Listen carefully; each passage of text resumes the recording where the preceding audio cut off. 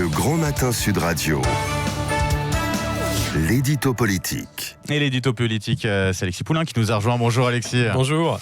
Alors on va parler de ce couac communicationnel encore une fois. Encore un, mais c'est plus que ça. Alors on a appris ce week-end que notre président Emmanuel Macron renonçait à sa retraite de président.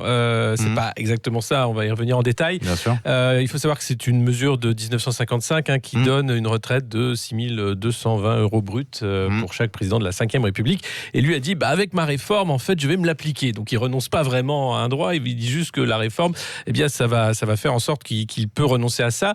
Ce qu'il fait, c'est qu'il renonce par contre à siéger au Conseil constitutionnel, et ça c'est 13 500 € par mois qu'il met de côté. Oui, c'est le cas de François Hollande qui avait renoncé également à faire ça, et Nicolas Sarkozy qui avait été obligé de quitter ce Conseil suite à la réalisation de ses comptes de campagne.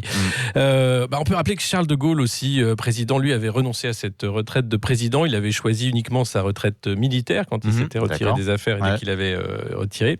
Mais pourquoi c'est un couac de communication, une fois de plus, pour ce président ?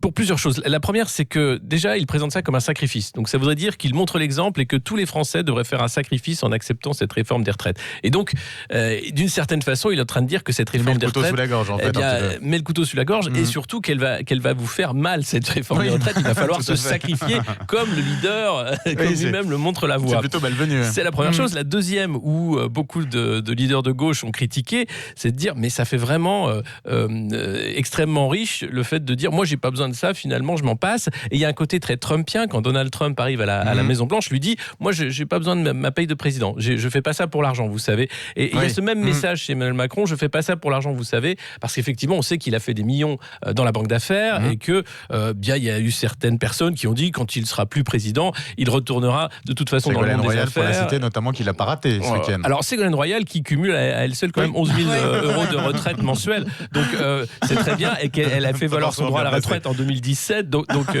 tout va bien pour elle. Non, le problème est là, c'est-à-dire qu'on a un système de retraite qu'on voudrait de toute façon rendre plus juste, mais il est de toute façon injuste. Vous avez des gens qui vont partir à la retraite avec des retraites cumulées énormes, et puis des gens qui auront un minimum retraite de 1 000 €. Mais comment faire quand le coût de la vie augmente, quand le coût de la dépendance augmente, les places en EHPAD, vous n'êtes pas sans le savoir, ne font qu'augmenter. Elles sont déjà à plus de 3 000 €, elles seront peut-être plus tard à 5 000. Comment on fait quand on a 1 000 € par mois de minimum vieillesse, sachant que c'est très difficile. Et puis la troisième erreur de communication d'Emmanuel Macron, c'est simplement de dire finalement je m'applique la loi, comme si c'était exceptionnel. Donc il y a quelque chose en fait qui est en train de dire ce président-là, et comme tous les présidents, on n'est pas normal, on est toujours au-dessus de la loi, on est toujours à côté de la loi. Il y a quelque chose du rapport à la loi qui fait peur, notamment regardez sur l'impunité, sur la difficulté qu'on a à juger des affaires. Enfin, c'est vraiment le message qui était censé être un message d'exemplarité, de dire voilà, regardez, moi je fais pas comme les autres. Et en fait, il valide beaucoup de théories de connexion par rapport au réel des Français, et puis tout ce qui ne va pas, c'est-à-dire c'est cette communication en deux temps, d'une sphère du haut, de techno déconnectés, et puis les Français qui eux tiennent à leur retraite, ils voudraient pas y renoncer, et ils essayent de la défendre, et c'est bien pour ça qu'il n'y a pas de trêve d'ailleurs. On voit bien que le mouvement continue, parce que clairement du côté du gouvernement il n'y aura pas de trêve non plus pour faire passer cette réforme. Oui, c'est ce qu'il a dit effectivement, et forcément encore une erreur on va dire de communication pour l'Élysée, pour Emmanuel Macron. Merci beaucoup Alexis Poulain pour cet édito politique, et très bonne fête à vous. Bonne fête à tout le monde, et courage à ceux qui travaillent dans cette